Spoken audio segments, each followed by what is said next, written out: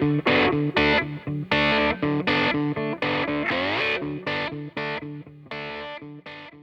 guys, well the CX650 motor is now in the CX500 single spine frame, and as I got it in, I was putting it in there, another challenge arose for me, and that is the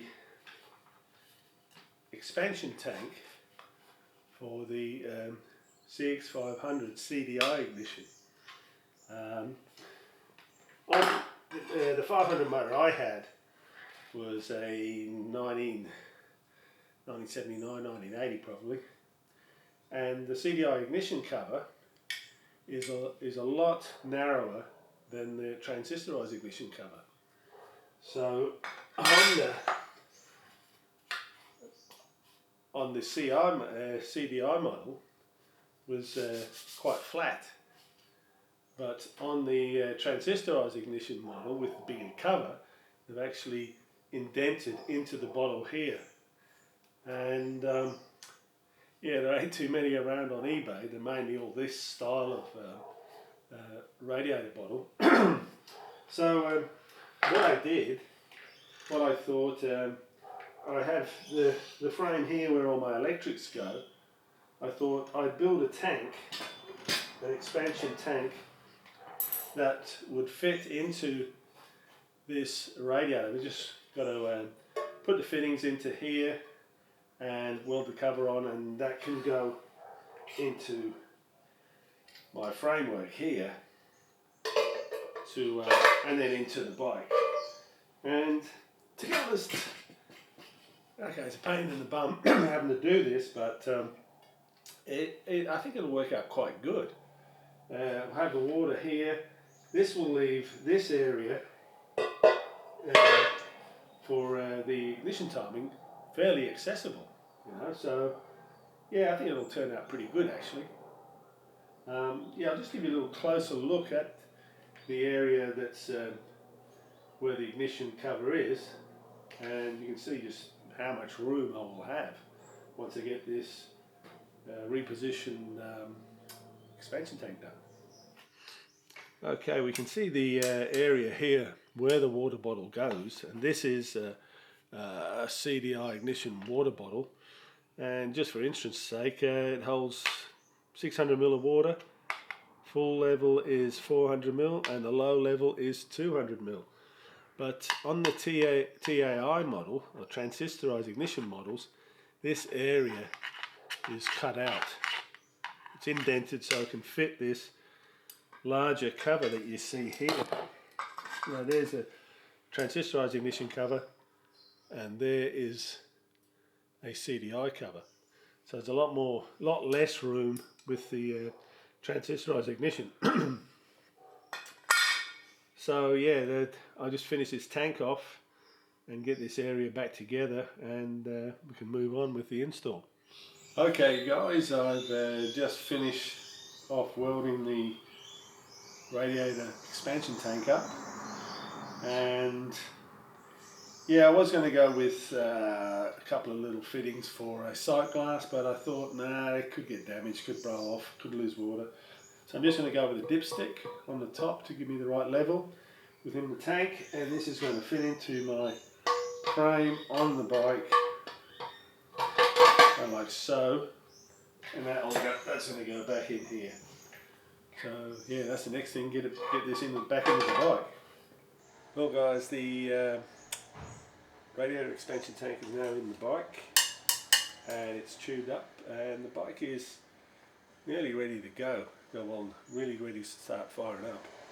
I've got to get the exhaust on, a couple of little wire things to tidy up, but I'll just give you a look over of what we've actually done to get this 650 motor into the CX500 frame. Okay, looking at the top of the bike, we've got the inlet for the expansion tank, which is just a glass cap on it. Gives me access to fill up the water bottle, or the water tank now. And yeah, I've got about 900 ml in there. Before the full bottle was 600 ml, but I've got 900 ml of water in there now, and plenty of room for expansion. motor gauge and M unit blue, the Raysan ignition control module. The other thing I've had to modify in this area too was the coils no longer have the brackets going on the rear engine, so made a separate bracket there for both of the coils. But if you look down, you can now see the amount of room that I've actually got in here to gain access to the ignition on the back of the motor. There's plenty of room there now.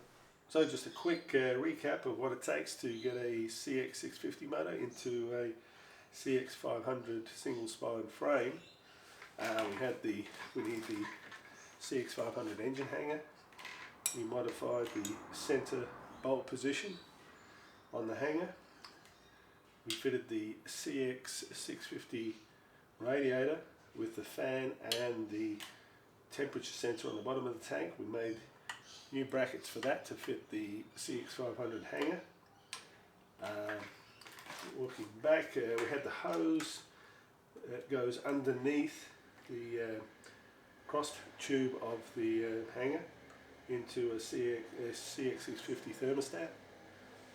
Coils, rear bracket on the coils, new brackets were made for them. Carbies were widened out 12mm.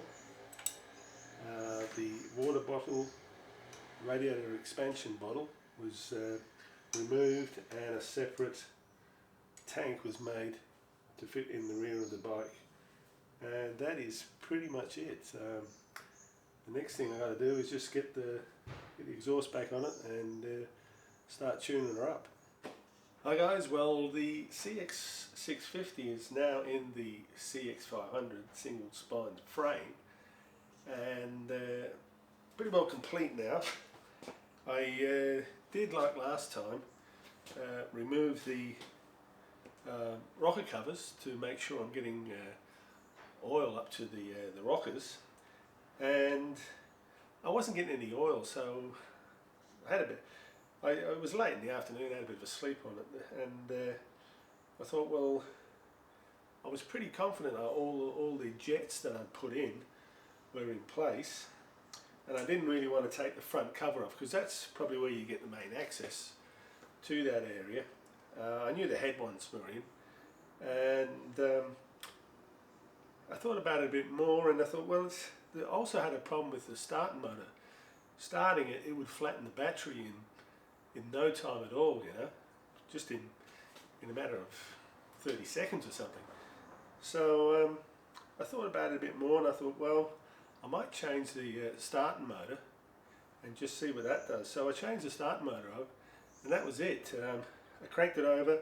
Once I got the motor got a bit more speed, sort of like 30 seconds later, oil started coming up into the rocker area, and everything was okay. I started the bike, and there was a lot of oil getting up there, you know. So now I've just been sinking the carbies like I did in the last video, so I'll just give it a bit of a run for you.